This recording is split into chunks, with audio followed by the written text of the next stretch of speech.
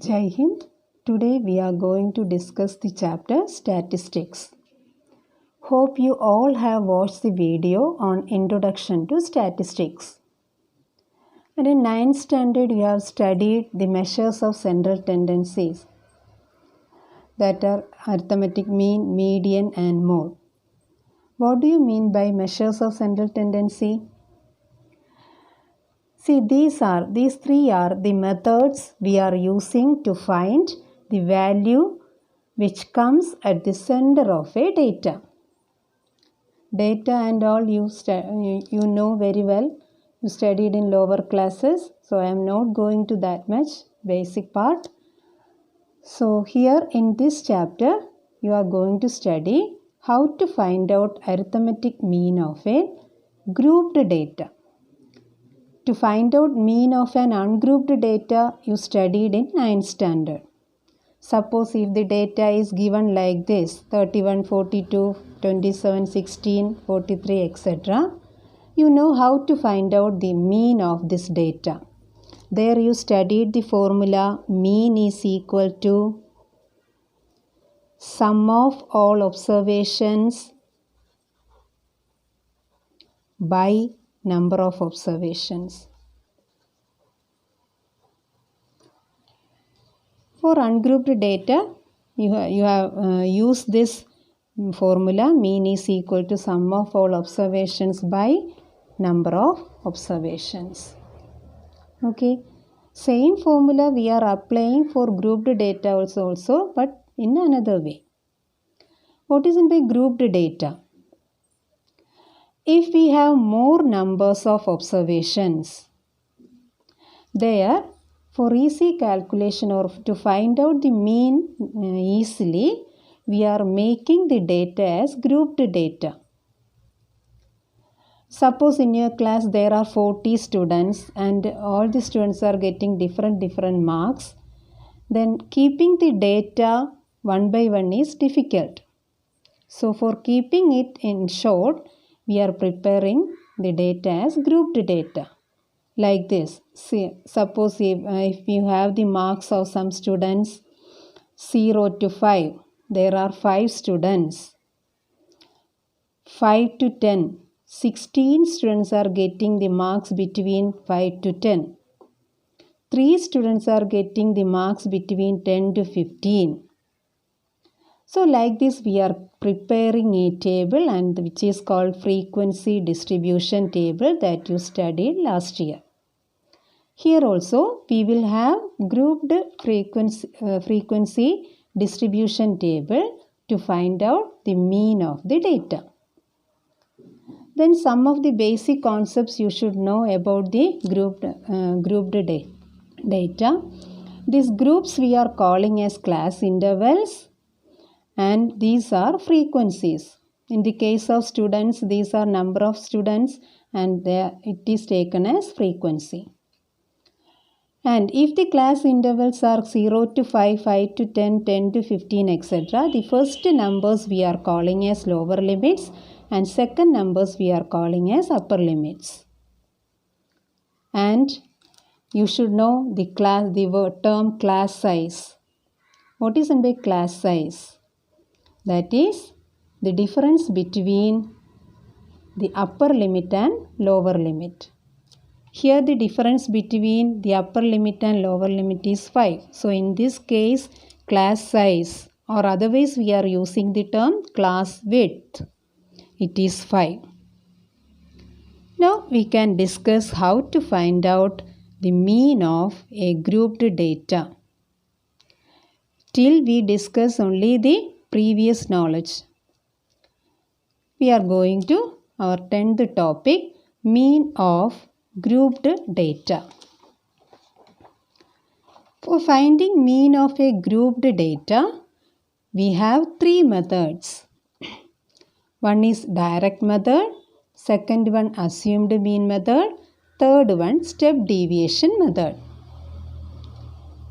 Now, in this video, you are going to know how to apply direct method to find out the mean of grouped data. So here we will have the class intervals, groups and the frequency table, frequency column. Okay, this is a grouped frequency table.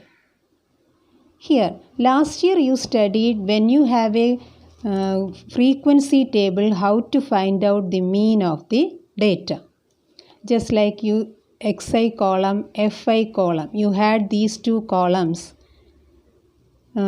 For example, 5 here 1 time, 6 2 times, 8 3 times, 9 2 times, like that. You had the question, then there you found the mean of this data also. Here it means observation 5 is coming only 1 time, 6 is coming 2 times, 8 is coming 3 times, 9 is coming 2 times. So instead of adding all these observations separately, we are preparing the frequency table, and instead of addition of all the numbers, we are applying multiplication. 5 is coming only 1 time, so there we can write only 5. 6 is coming 2 times, so what is the sum of that two 6's? 12. That is 6 2 times 12. 8 is coming 3 times. So instead of adding 8 3 times, we can multiply 8 into 3, 24. Then 9 is coming 2 times. So instead of adding that 2 times, we are multiplying it as 18. And this, what we have done here, we multiplied these two columns. So that column we denoted as xi, fi. Then instead of adding all the repeated numbers, here we are adding only these numbers. When we add these numbers, we will get sum of all the observation with repeating numbers. So then by adding these numbers, we are getting sum of all numbers. So we are finding the mean by taking the sum of all these numbers, and there you studied the formula x bar is equal to sigma xi fi by sigma fi. Sigma means sum of all these. Sigma xi fi means sum of all these numbers, 5 plus 12 plus 24 plus 18. Sigma fi means 1 plus 2 plus 3 plus 2. That you have done. I am not going to that calculation. Now come to same method we are applying here also for grouped data also. But here we have class intervals 10 to 20, 20 to 30, 30 to 40, etc. So we need xi. What is xi here? Here xi means class mark of the class intervals. Class mark, that is a new term, class mark. Class mark means mid value of each class interval. Middle value of each class interval. 10 to 20. By thinking itself, you can say 15 is the mid value, isn't it? Or you can find out by doing 10 plus 20 by 2. 10 plus 20 by 2. It is 15. Here 20 plus 30 by 2, that is 25. Here 35. Mid value of 40 to 50 is 45. So you are getting mid values of each class interval. Then you can find out xi, fi. Why I wrote this I? Fi, xi. That means the general form. First value we can denote as f1, f2, f3, f4, like that we can assume. Here also x1, x2, x3, like that. That generally I denoted it as xi and fi. Now same formula we are applying here also. X bar is equal to sigma I equal to 1 to n xi fi by sigma I equal to 1 to n fi. So no need to bother about more about this I equal to, what is this I equal to 1 to n.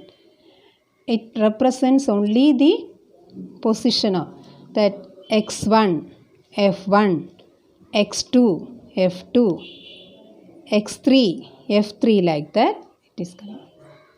Okay, if it is going like this, it is coming up to n, xn, fn. Suppose if we have only 10 columns here, it will come as x1, f1 plus x2, f2 plus etc. x10, f10. So this symbol means only sum of all the terms.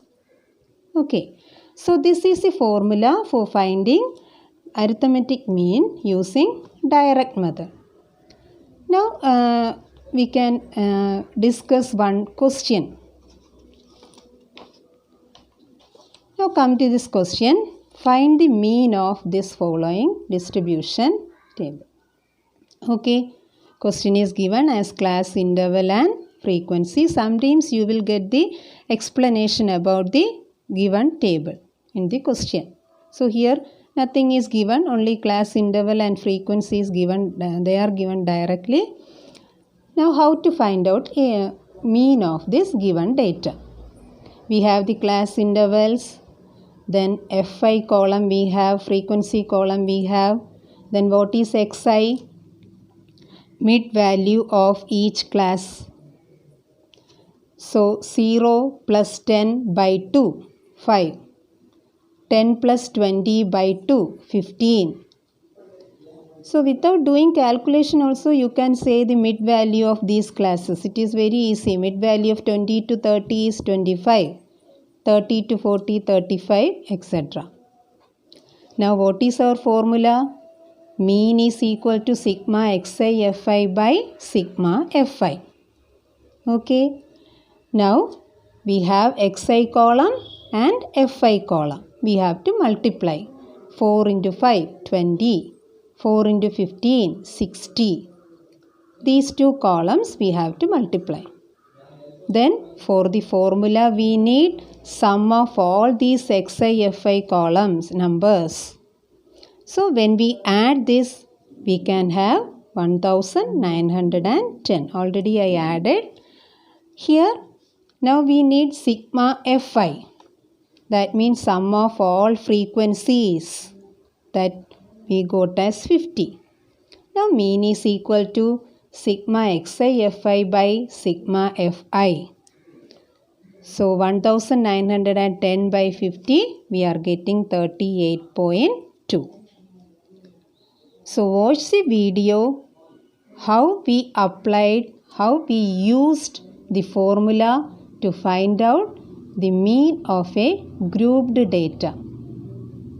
So in another video you can have remaining two methods, but 2 or 3 times you have to watch this to get this method, because this method we have to use the find out the mean as well as to find out the missing frequency. Okay, in another video I will explain how to find out the missing frequency. If any frequency is missing, how can we find out? Okay children, thank you.